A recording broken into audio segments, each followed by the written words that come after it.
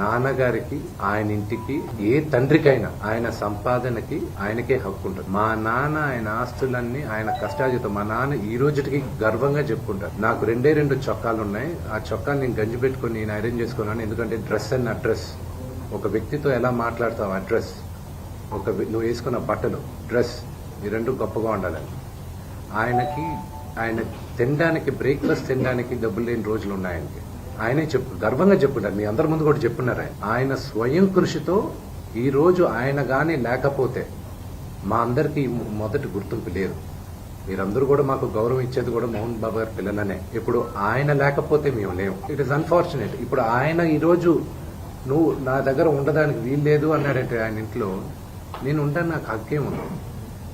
నేను కానీ, మా సోదరి కానీ, నా సోదరుడు కానీ, మేమందరం బయట ఉండేవాళ్ళం. నేను బయట ఉంటున్నాను, సపరేట్ ఉంటున్నాను.